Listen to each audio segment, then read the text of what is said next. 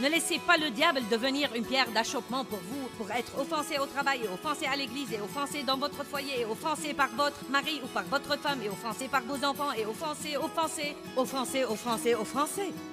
Prenez la décision aujourd'hui de surmonter la colère et le non-pardon et de travailler pour être une bénédiction partout où que vous alliez.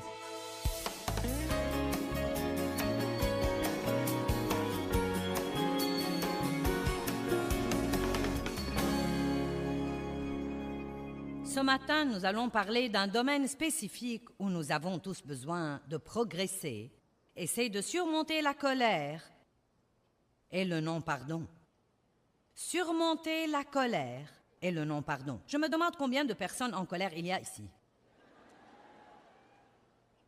Ce n'est pas parce que nous sourions les uns aux autres et que nous disons « Dieu soit loué, merci Jésus » et que nous chantons que nous ne sommes pas fâchés. Il y a beaucoup de chrétiens fâchés dans le monde et Satan nous donne beaucoup d'occasions toutes les semaines pour nous offenser. Donc, si vous êtes ici et que vous n'êtes pas en colère et que vous n'avez aucun non-pardon, cela ne veut pas dire que le message n'est pas pour vous, car vous aurez des occasions avant la fin de la semaine. Amen. Le premier verset que nous allons voir est 2 Timothée 4, 14. Alexandre, le forgeron, m'a fait beaucoup de mal. Le Seigneur le lui rendra. Vous n'aimez pas ça? Il n'a pas dit « je le lui rendrai ». Il a dit « le Seigneur lui rendra selon ses œuvres ». Garde-toi aussi de lui, car il s'est fortement et excessivement opposé et résisté à nos paroles. Et dans ma première défense, personne ne m'a assisté comme mon avocat, ou pris mon parti, ou même été avec moi, mais tous m'ont abandonné. Maintenant, imaginez Paul, il aidait ces gens, il mettait sa vie en jeu tous les jours pour eux. Maintenant, il est jugé à cause du bien qu'il avait fait, et tout le monde, sans exception, l'a abandonné. Aucun de ceux qui l'aidaient ne l'a assisté. Quelle occasion pour se fâcher! Quelle occasion pour être offensé, pour être amer et plein de ressentiment, pour vouloir se venger!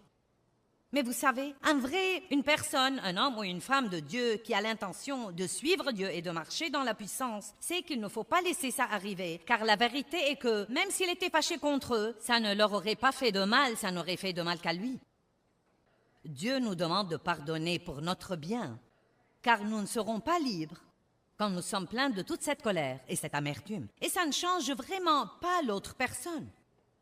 Pourquoi devez-vous être fâché pendant que la personne contre laquelle vous êtes fâché s'amuse bien et se fiche pas mal de ce que vous soyez fâché? Nous sommes plus intelligents que ça. Dites, je suis plus intelligent que ça.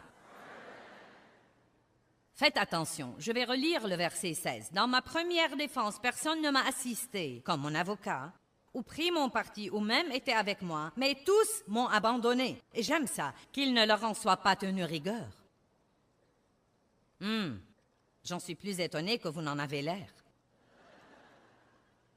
Seigneur ne tient pas ça contre eux. Moi, j'aurais dit, revaux-leur ça. Eh bien, peut-être pas maintenant, mais il y a quelques années. Mais le Seigneur m'a assisté et m'a fortifié afin que par moi le message de l'Évangile fût pleinement proclamé et qu'il fût entendu de tous les païens. Et j'ai été délivré de la gueule du lion. Paul avait quelque chose à faire. Dieu avait appelé Paul à faire quelque chose. Il avait une mission très importante. Et vous avez une mission dans la vie. J'ai une mission dans la vie. Chacun de nous n'a pas la même mission, mais nous avons tous une mission. Nous devons au moins grandir comme croyants. Nous devons continuer le parcours et persévérer et grandir et mûrir comme croyants pour que nous soyons une lumière dans un endroit obscur.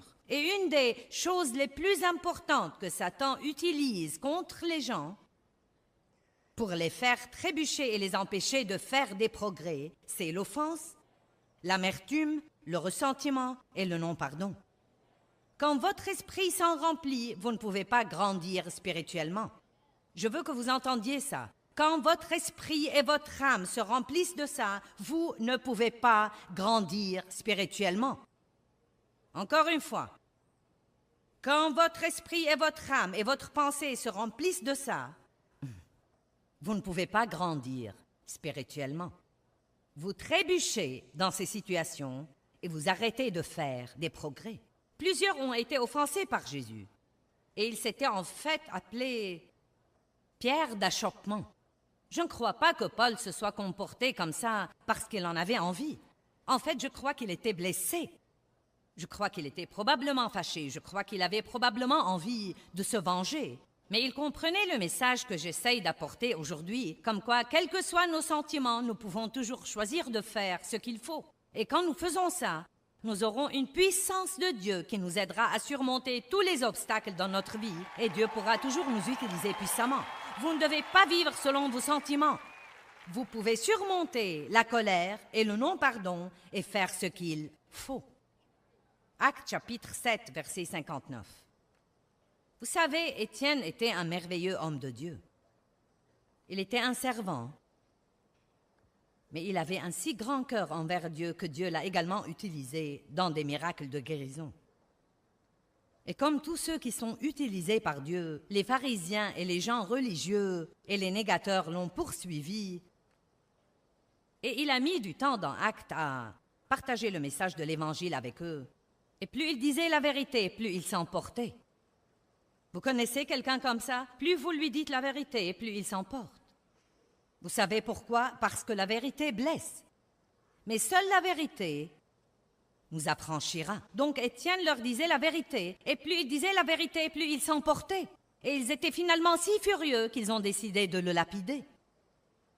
La lapidation était un moyen très douloureux de mourir. Verset 59. Et pendant qu'il lapidait Étienne, il priait. Il n'a pas dit « Oh Dieu, libère-moi de ça, ça fait mal ». « Oh Dieu, pourquoi as-tu laissé ça arriver? Je ne comprends pas, j'essayais de faire ce qu'il faut. » Il a dit « Seigneur Jésus, reçois et accepte et accueillis mon esprit. » Puis il se mit à genoux et lança un grand cri. « Seigneur, ne leur compte pas ce péché, ne le leur impute pas. » Et quand il eut dit cela, il s'endormit dans la mort. Imaginez ça, vous êtes lapidé et les dernières paroles que vous dites sont « Père, pardonne-leur. » Qu'il ne leur en soit pas tenu rigueur. Je vais vous dire quelque chose dont je me rends compte de plus en plus tout le temps. Une des raisons pour lesquelles nous ne devons pas nous y prendre avec l'offense comme nous le faisons est que, honnêtement et sincèrement, la raison pour laquelle nous devons prier pour les gens est que si vous êtes un enfant de Dieu, quand quelqu'un vous blesse, est impoli envers vous, est peu aimable avec vous, en fait, ça le met vraiment en danger. Dieu n'apprécie pas qu'on maltraite ses enfants. Et il est vraiment, maintenant écoutez-moi, il se fait beaucoup plus de mal qu'il ne vous fait. Et c'est pourquoi vous devez prier pour lui. Dieu pardonne-lui, ne lui impute pas ce péché. Nous devons prier comme Jésus quand il était sur la croix. J'ai lu l'histoire encore une fois ce matin. J'ai lu les parties de la crucifixion, les coups que Jésus a reçus, comment les gens l'ont raillé et se sont moqués de lui et ont craché sur lui, puis il a été crucifié. Et sur la croix, il a prié, « Père, pardonne-leur, car ils ne savent pas ce qu'ils font. » Et croyez-moi, tant de gens, quand ils vous blessent, ils n'essayent même pas de vous blesser. Ils agissent par leur propre douleur. Au lieu de nous fâcher contre les gens, nous devons peut-être essayer de mieux les comprendre. Nous devons peut-être essayer de découvrir la raison de leur comportement. Éphésiens 6, 12 dit « Car notre lutte n'est pas contre le sang et la chair, mais contre les principautés et les esprits méchants dans les lieux célestes. » Écoutez-moi, je vous dis que votre guerre n'est pas avec les gens. Votre guerre n'est pas avec les gens. Il y a dans le monde spirituel une force invisible de mal derrière ces attaques contre vous qui viennent par les gens. Mon père m'a fait du mal, mais vraiment, non mais dans son cas, il était diaboliquement possédé par l'esprit de désir. À quoi cela m'aurait servi de passer toute ma vie à le haïr? J'ai commencé comme ça, mais Dieu m'a fait revenir à mon point de départ et avant sa mort, nous avons fini par nous occuper de lui, par lui acheter une maison, une voiture, nous occuper de lui, lui acheter l'épicerie, lui tondre la pelouse. Et il a mis du temps, mais il a finalement reçu Christ et nous avons pu le baptiser.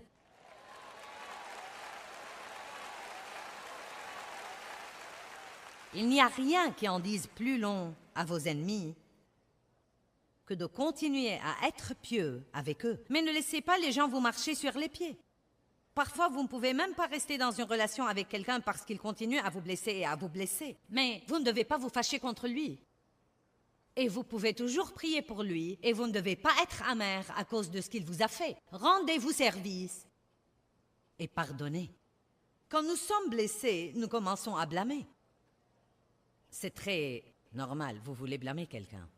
Mais blâmer là où il ne faut pas blâmer ne fait qu'amplifier votre douleur. Il ne la supprime pas, ni la grille. Donc si vous voulez vous fâcher contre quelqu'un, fâchez-vous contre le diable. Ne vous fâchez pas contre les gens. Mais même quand vous apprenez que le diable est derrière vos problèmes, comment vengez-vous de lui? Vous ne pouvez pas lui flanquer un coup sur la gueule. Vous ne pouvez pas l'étouffer. Vous ne pouvez pas l'étrangler. Même vous fâcher contre lui n'est pas la solution. Je vais vous révéler le plus grand secret dans la Bible. Le moyen de se venger du diable, c'est de faire autant de bien que vous pouvez, tous les jours, à tout le monde, partout où que vous alliez. Cela le rend fou.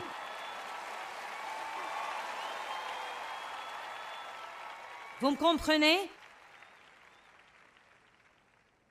Je dis au pasteur parfois, si vous avez quelqu'un à qui vous avez fait confiance et que vous avez aimé et élevé dans le ministère dans votre église, et qu'il décide maintenant de vous juger et de vous critiquer et de s'en aller et de fonder une autre église et de prendre la moitié de votre assemblée, au lieu de vous mettre en colère et de me dire de lui, achetez-lui un équipement de son.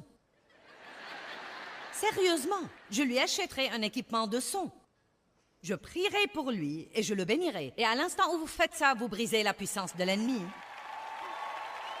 Et non seulement vous brisez la puissance de l'ennemi, vous ouvrez une porte pour que Dieu vous bénisse vraiment. Et s'il prend 20 personnes avec lui, Dieu vous en rendra de 100. Et pas seulement ça. Ce qu'il y a, c'est que s'il ne se comporte pas correctement, il ne réussira pas de toute façon. Vous ne devez pas le craindre. S'il ne se comporte pas correctement, il ne réussira pas.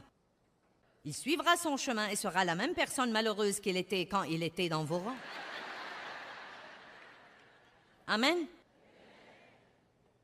Priez pour les gens qui vous font du mal. Et quand ils viennent contre vous, ils se font beaucoup plus de mal qu'ils ne vous font. Et nous faisons la même chose. Quand nous blessons les autres et que nous ne les aimons pas, nous nous faisons du mal. Parce que ce n'est pas comme ça que Dieu veut que nous nous comportions. Je crois qu'un des versets les plus puissants dans la Bible est Romains 12, 21. Je voudrais que nous le regardions.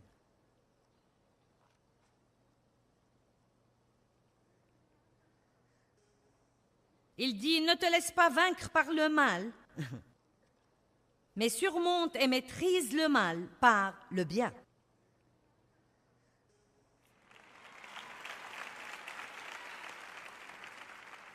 Ne rendez pas l'insulte pour l'insulte, ne rendez pas le mal pour le mal. Mais soyez une bénédiction pour ceux qui vous font du mal, dit la Bible, afin d'hériter vous-même la bénédiction de Dieu.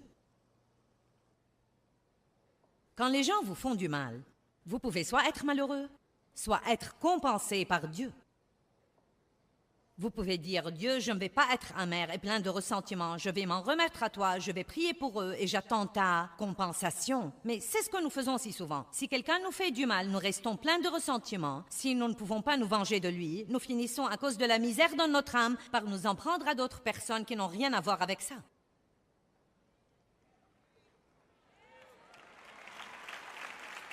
J'ai essayé pendant longtemps d'amener Dave à me compenser pour ce que mon père m'avait fait. Je ne me rendais pas compte que je faisais ça.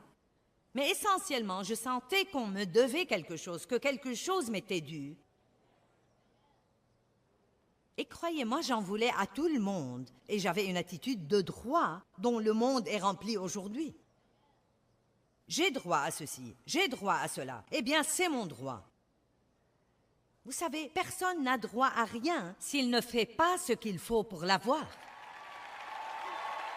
Amen. Laissez-moi répéter. Personne n'a droit à rien juste parce qu'il est ici, sur la planète Terre, s'il ne fait pas ce qu'il devrait faire pour l'avoir. Et je ne dis pas de ne pas aider les gens qui ont besoin d'aide et qui méritent d'être aidés. Mais l'attitude de droit que prennent les gens est vraiment incroyable. Et ce qu'ils attendent quand ils viennent travailler sans avoir aucune expérience. Non, mais aujourd'hui, les gens s'attendent à avoir ce qu'on mettait normalement 30 ans pour gagner. Et on en a vraiment assez. Ce n'est pas bon pour les gens d'avoir trop de choses trop tôt. Laissez-moi vous dire quelque chose. Dave et moi, je ne saurais même pas vous dire combien nous apprécions tout ce que Dieu a fait pour nous durant notre vie. Non, mais c'était vraiment formidable d'avoir cette salle bondée tout le week-end. Mais vous savez quoi? J'ai partagé avec quelqu'un l'autre jour. Je me rappelle que j'allais à des réunions où il n'y avait que 9 personnes et que j'en prenais 5 avec moi. Et je ne veux pas oublier ces jours-là. Je ne veux pas oublier ces jours-là parce qu'ils me rappellent la fidélité de Dieu. Dans Deutéronome 8, il dit « Souviens-toi de tout le chemin par lequel je t'ai pris pendant ces 40 années dans le désert, afin de t'éprouver pour savoir si tu garderais mes commandements afin de pouvoir te bénir. » Si nous n'avons pas ce genre d'année, nous ne saurons pas nous y prendre avec les bénédictions. Et aucune quantité de bénédictions ne sera jamais assez. Nous allons vouloir encore et encore et encore. C'est pourquoi nous devons faire attention de donner trop aux gens trop tôt. La Bible dit « Ne mettez pas un nouveau converti en position de leadership, de peur qu'il ne s'enfle d'orgueil. »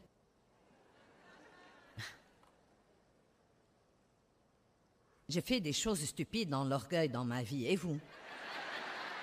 Regardons Galates 6:10. C'était un verset qui m'a vraiment changé la vie. Quand quelqu'un vous blesse, vous pouvez soit rester assis à penser à ce qu'il vous a fait et être de plus en plus fâché, soit faire ce que dit ce verset. Ainsi donc, pendant que nous en avons l'occasion, pratiquons le bien moralement envers tous, non seulement en étant utiles ou profitables pour eux, mais encore en faisant ce qui est pour leur bien spirituel. J'aime la partie qui suit. Songez à. Qu'est-ce qui devrait remplir votre pensée? Ce que les gens vous ont fait? Non. Songez à être une bénédiction. Surtout à ceux de la maison de la foi. Je me demande combien de personnes dans cette salle ont pris un peu de temps ce matin avec Dieu et ont dit « Seigneur, montre-moi quelqu'un à qui je peux être une bénédiction. Quelqu'un que je peux aider aujourd'hui. » Combien d'entre vous avez préparé vos cœurs et vos pensées avant de sortir de votre maison, comme quoi vous êtes un serviteur de Dieu et que vous voulez guetter les besoins et que vous voulez guetter les gens qui ont besoin d'être encouragés? Ou bien vous ne pensez qu'à vous-même et à ce que tout le monde vous a fait? Je sais que la raison pour laquelle tant de gens dans la société sont malheureux aujourd'hui est l'égoïsme et l'égocentrisme. Vous ne pouvez pas être égoïste et heureux, et ce sont des choses que vous devez faire exprès. Être furieux à cause de ce que le diable nous a fait ne nous venge pas de lui, mais être bon envers autant de personnes que possible est en réalité un tourment pour lui. Si vous voulez tourmenter le diable, je crois qu'après tout ce qu'il m'a fait dans mon enfance, que chaque fois que je me lève et que j'ouvre la bouche dans une de ces réunions, ça le tourmente absolument. Ça le tourmente. Ça le tourmente quand nous donnons à manger à ses enfants tous les jours et nous faisons les choses que Dieu nous a donné l'occasion de faire. Qui comprend ce que je dis? Comme quoi vous pouvez vous apitoyer sur votre sort et être plein de ressentiment et dire à tout le monde ce que les gens vous ont fait. Vous pouvez raconter votre histoire dès maintenant jusqu'au jour où Jésus reviendra. Mais ça vous rendra de plus en plus malheureux. Ça ne portera aucun bon fruit. Ou bien vous pouvez vous venger de la personne dont vous devez vraiment vous venger, et c'est le diable, et vous faites ça en étant bon envers autant de gens que vous pouvez. Vous comprenez ça? Vous savez, je télécharge sur vous, en 1 heure ici, ce que j'ai mis 25 ans à apprendre.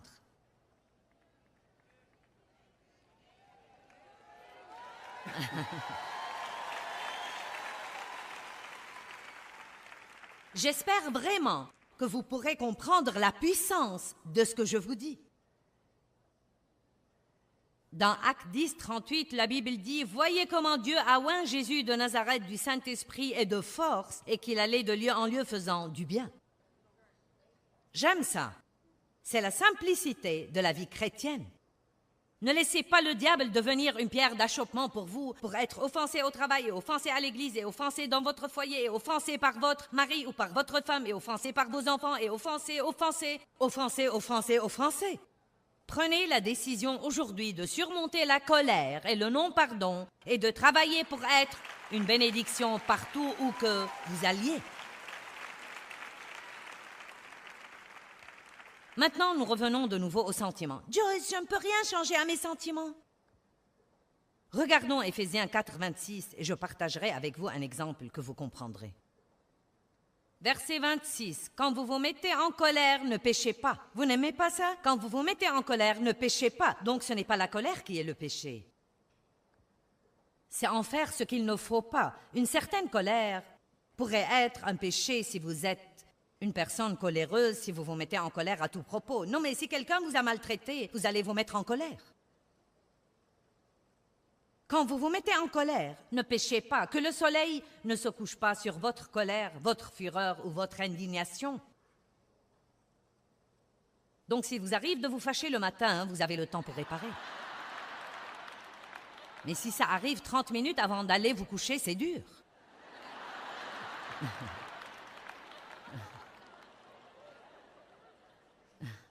Vous savez, quand Dieu dit des choses comme ça, il ne plaisante pas. N'allez pas au lit fâché.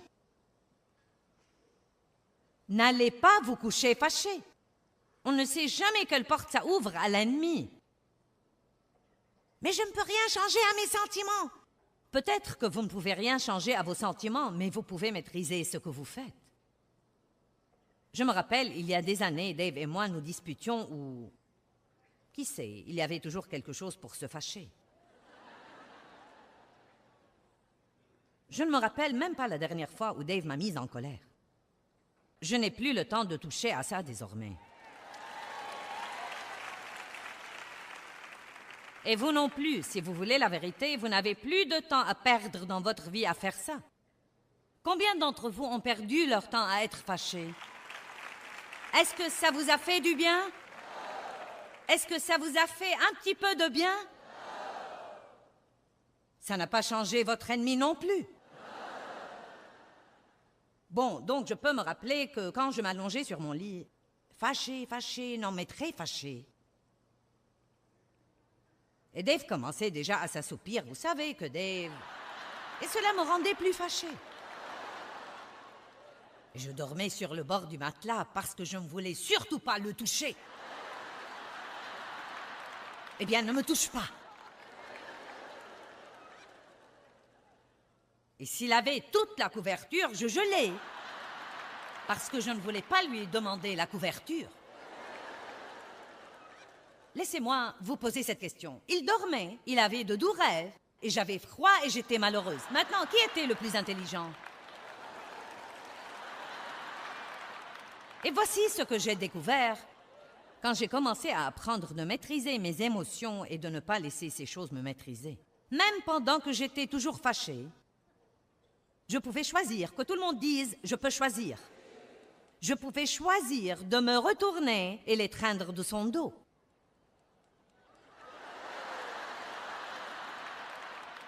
Oh!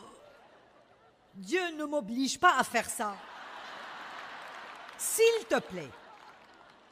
Mais vous savez, quand je le faisais, je me sentais tellement libérée. Vous vous sentez tellement libéré quand vous faites ce qu'il faut. Eh bien, je prie que l'émission d'aujourd'hui vous motivera à surmonter la colère et le non-pardon. Il est temps de récupérer votre vie. Rappelez-vous que le non-pardon vous fera toujours plus de mal qu'il ne fera aux autres.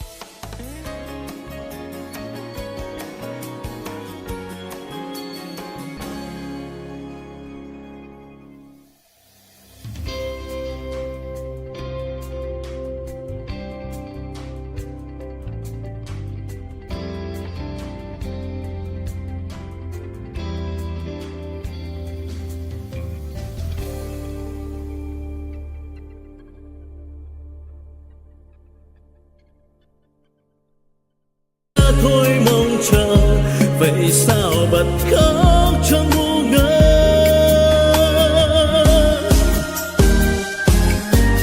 Vẫn thế đây bao lâu nay em không hay, chỉ một mình anh ngồi khóc. Nước mắt đây riêng nơi đây em không hay, sự thật là anh nhớ em. Người giờ đã xa, lời hẹn ước đâu rồi. Nước mắt đây rơi biết bao lâu thì khô. Vẫn thế đây bao đêm say em không hay, từng giọt buồn sao mặn đắng. Nhưng lúc ấy anh loay hoay trong cơn say, lại nhầm rằng em ở đây. Người giờ đổi thay, tình mình vẫn đong đầy. Thế mới biết anh vẫn yêu em, thì sao tìm quên chốn xưa ngày ta quen.